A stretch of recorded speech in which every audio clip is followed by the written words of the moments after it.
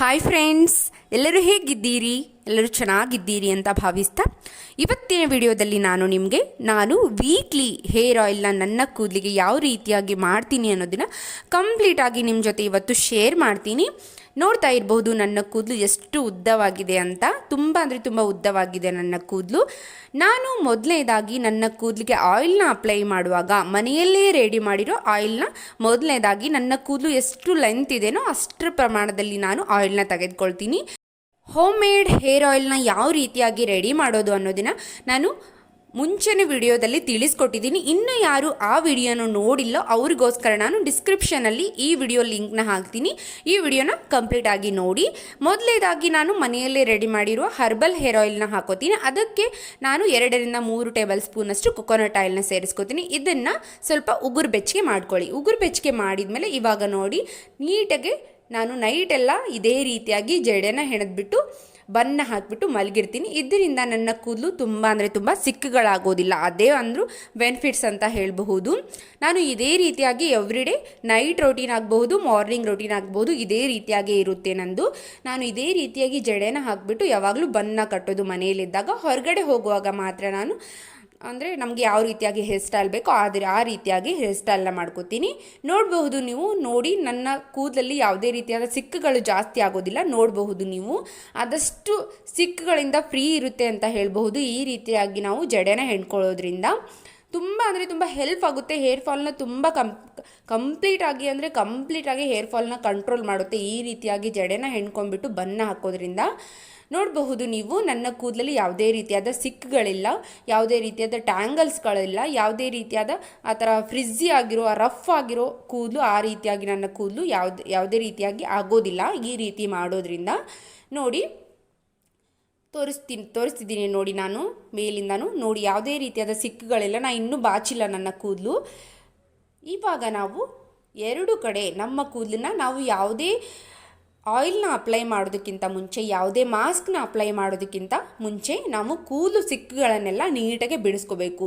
ಇದು ತುಂಬ ಅಂದರೆ ತುಂಬ ಇಂಪಾರ್ಟೆಂಟ್ ಆಗುತ್ತೆ ಕೂದಲು ಹೇರ್ ಫಾಲ್ ಆಗೋದಕ್ಕೆ ಕಂಟ್ರೋಲ್ ಮಾಡೋದಕ್ಕೆ ಅಂತ ಹೇಳ್ಬೋದು. ಹೇರ್ ಫಾಲ್ನ ಈ ರೀತಿಯಾಗಿ ನೀವು ಬಿಫೋರ್ ಅಂದರೆ ಆಯಿಲ್ನ ಅಪ್ಲೈ ಮಾಡೋದಕ್ಕಿಂತ ಮುಂಚೆ ಅಥವಾ ಮಾಸ್ಕ್ನ ಅಪ್ಲೈ ಮಾಡೋದಕ್ಕಿಂತ ಮುಂಚೆ ನೀವು ಹೇರ್ನ ಈ ರೀತಿಯಾಗಿ ಸಿಕ್ಕುಗಳೆಲ್ಲ ಬಿಡಿಸ್ಕೊಳ್ಳೋದ್ರಿಂದ ಆದಷ್ಟು ಹೇರ್ ಫಾಲ್ ತುಂಬ ಅಂದರೆ ತುಂಬ ಕಮ್ಮಿ ಆಗುತ್ತೆ. 95% ನಿಮ್ಮ ಕೂದಲು ಹೇರ್ ಫಾಲ್ ತುಂಬ ಅಂದರೆ ತುಂಬ ಕಮ್ಮಿ ಆಗಲಿಕ್ಕೆ ಸಹಾಯವನ್ನು ಮಾಡುತ್ತೆ.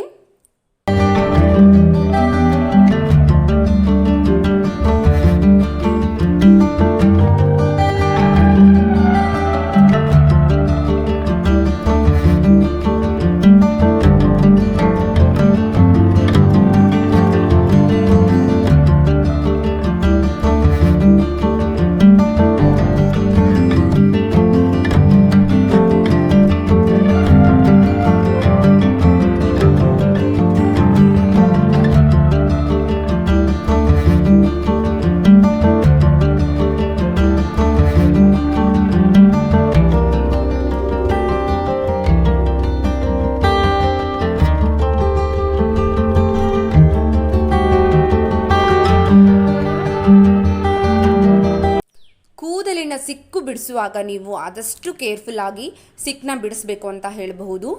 ನೀವು ಆದಷ್ಟು ಸಿಕ್ಕನ್ನು ಬಿಡಿಸುವಾಗ ಕೆಳಗಿಂದ ಬಾಚ್ತಾ ಬನ್ನಿ. ಇದರಿಂದ ನೀವು ಹೇರ್ ಫಾಲ್ನ ತುಂಬ ಅಂದರೆ ತುಂಬ ಕಂಟ್ರೋಲ್ ಮಾಡಬಹುದು.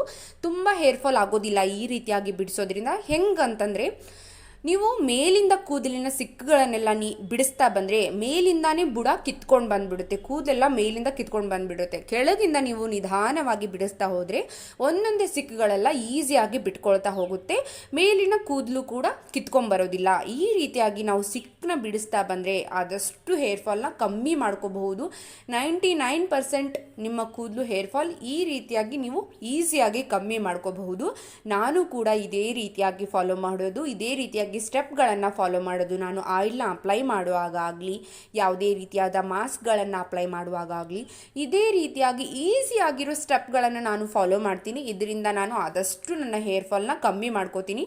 ನೋಡ್ತಾ ಇರ್ಬೋದು ನನ್ನ ಕೂದಲು ಎಷ್ಟು ದಪ್ಪನಾಗಿದೆ ಅಂತ, ಎಷ್ಟು ಕಪ್ಪಾಗಿ ಕೂಡ ಇದೆ ನನ್ನ ಕೂದಲು, ತುಂಬ ಉದ್ದವಾಗಿಯೂ ಇದೆ ನನ್ನ ಕೂದಲು. ಆದಷ್ಟು ನನ್ನ ಪಾದಕ್ಕೆ ಬೀಳೋ ಮಟ್ಟಕ್ಕಂತೂ ಬಂದಿದೆ ಇವಾಗ. ಆದಷ್ಟು ನೀವು ಮೊದಲಿನ ವಿಡಿಯೋ ನೋಡ್ತಾ ಇದ್ರೆ ಅನಿಸ್ಬಹುದು ನಿಮಗೆ ಸ್ವಲ್ಪ ನಂದು ಲೆಂತ್ ಕಮ್ಮಿ ಇತ್ತು ಆವಾಗ. ಇವಾಗ ನೋಡಿದರೆ ನಿಮ್ಗೆ ಗೊತ್ತಾಗುತ್ತೆ ನನ್ನ ಕೂದಲು ಲೆಂತ್ ಎಷ್ಟು ಫಾಸ್ಟಾಗಿ ಗ್ರೋ ಆಗ್ತಾ ಇದೆ ಅಂತ. ನೀವು ಆಯಿಲ್ನ ಅಪ್ಲೈ ಮಾಡೋದು ಯಾವತ್ತೂ ಮಿಸ್ ಮಾಡೋಕ್ಕೆ ಹೋಗಬೇಡಿ. ವಾರಕ್ಕೆ 2-3 ಸಾರಿ ಮಿನಿಮಮ್ ಅಂದರೆ ನೀವು ಕೂದಲಿಗೆ ಆಯಿಲ್ನ ಅಪ್ಲೈ ಮಾಡಲೇಬೇಕು. ನಾನು ಕೂಡ ವಾರಕ್ಕೆ 2-3 ಸಾರಿ ಕೂದಲಿಗೆ ಆಯಿಲ್ನ ಅಪ್ಲೈ ಮಾಡ್ತೀನಿ. ಕೂದಲಿಗೆ ಆಯಿಲ್ನ ಯಾಕೆ ಅಪ್ಲೈ ಮಾಡಬೇಕು ಅಂದರೆ ನಮ್ಮ ಕೂದಲು ನೀಟಾಗಿ ಬೆಳಿಬೇಕು, ಉದ್ದವಾಗಬೇಕು ಅಂದರೆ ನಾವು ಕೂದಲಿಗೆ ಆಯಿಲ್ನ ಅಪ್ಲೈ ಮಾಡಬೇಕು.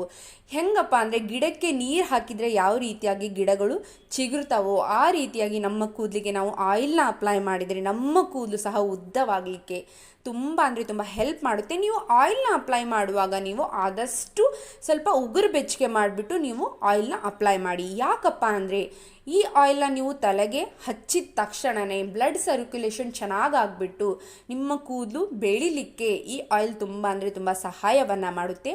ಆದಷ್ಟು ನೆತ್ತಿ ಭಾಗಕ್ಕೆ ನೀವು ಆದಷ್ಟು ಹೇರ್ ಆಯಿಲ್ನ ಜಾಸ್ತಿಯಾಗಿ ಅಪ್ಲೈ ಮಾಡಿ.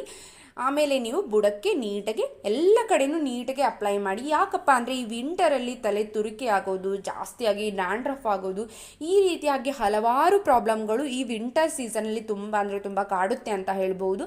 ಅದರಿಂದ ನೀವು ಈಸಿಯಾಗಿ ಬಚಾವಾಗೋದು ಹೇಗಪ್ಪ ಅಂದರೆ ನೀವು ಮನೆಯಲ್ಲೇ ರೆಡಿ ಮಾಡಿರೋ ಆಯಿಲ್ಗಳನ್ನು ಅಪ್ಲೈ ಮಾಡೋದ್ರಿಂದ, ಮನೆಯಲ್ಲೇ ರೆಡಿ ಮಾಡಿರೋ ಮಾಸ್ಕ್ಗಳನ್ನು ಅಪ್ಲೈ ಮಾಡೋದ್ರಿಂದ, ಮತ್ತು ಈ ರೀತಿಯಾಗಿ ಉಗುರು ಬೆಚ್ಚಗೆ ಆಯಿಲ್ನ ಹೀಟ್ ಮಾಡಿಬಿಟ್ಟು ನಿಮ್ಮ ಕೂದಲಿಗೆ ನೀವು ವಾರಕ್ಕೆ 2 ಬಾರಿ ಅಥವಾ 3 ಬಾರಿ ಅಪ್ಲೈ ಮಾಡೋದ್ರಿಂದ ನೀವು ತುರಿಕೆಗಳಿಂದ, ಡ್ಯಾಂಡ್ರಫ್ಗಳಿಂದ ಆದಷ್ಟು ಬಚಾವಾಗಬಹುದು. ನಾನು ಇದೇ ರೀತಿಯಾಗಿ ಫಾಲೋ ಮಾಡೋದು. ನಿಮಗೆ ನನ್ನ ಕೂದಲು ನೋಡಿದರೆ ಗೊತ್ತಾಗುತ್ತೆ ನನ್ನ ಕೂದಲು ಎಷ್ಟು ಚೆನ್ನಾಗಿ ಗ್ರೋ ಆಗ್ತಾ ಇದೆ, ಎಷ್ಟು ಬ್ಲ್ಯಾಕ್ ಆಗಿದೆ ಅಂತ. ನನಗೂ ಇದೇ ಸೀಕ್ರೆಟ್ ಅಂತ ಹೇಳ್ಬೋದು. ನಾನು ಇದೇ ರೀತಿಯಾಗಿ ಸ್ಟೆಪ್ಗಳನ್ನು ಫಾಲೋ ಮಾಡೋದು. ಯಾವುದೇ ಕಾರಣಕ್ಕೂ ನಾನು ವೀಕ್ಲಿ 2 ಹೇರ್ ಆಯಿಲ್ ಮಾಡೋದನ್ನು ಮಿಸ್ ಮಾಡೋಕ್ಕೆ ಹೋಗಲ್ಲ. ವೀಕ್ಲಿ ನಾನು 2 ಬಾರಿ ಅಂತೂ ಆಯಿಲ್ ಅಪ್ಲೈ ಮಾಡ್ತೀನಿ. ಅಪ್ಲೈ ಮಾಡಿದ ಮೇಲೆ 3-4 ಗಂಟೆಗಳ ಕಾಲ ನಾನು ಆಯಿಲ್ನ ನನ್ನ ಕೂದಲಲ್ಲೇ ಬಿಟ್ಬಿಟ್ಟು ನಾನು ಆಮೇಲೆ ಮೈಲ್ಡ್ ಆಗಿರೋ ಶಾಂಪೂಯಿಂದ ಹೇರ್ ವಾಶ್ನ ಮಾಡ್ತೀನಿ.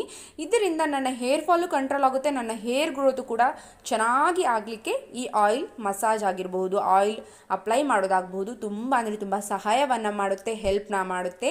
ನನ್ನ ಕೂದಲು ಸೀಕ್ರೆಟ್ ಏನಪ್ಪ ಅಂದರೆ ಇದೇ ಅಂತಲೇ ಹೇಳ್ಬೋದು. ತುಂಬ ಜನ ತುಂಬ ರೀತಿಯಾಗಿ ಕಮೆಂಟ್ನ ಮಾಡ್ತಾ ಇರ್ತೀರಾ, ನಿಮ್ಮ ಕೂದಲಿಗೆ ಯಾವ ರೀತಿಯಾದ ಆಯಿಲ್ನ ಅಪ್ಲೈ ಮಾಡ್ತೀರಾ, ಪ್ಲೀಸ್ ಅದ್ರ ಹೆಸರು ಹೇಳಿ, ಯಾವ ಆಯಿಲ್ನ ನೀವು ಅಪ್ಲೈ ಮಾಡ್ತಿರೋ, ಯಾವ ಶಾಂಪೂನ ಅಪ್ಲೈ ಮಾಡ್ತೀರಾ, ತುಂಬ ಜನ ಕೇಳ್ತಾ ಇರ್ತೀರಾ.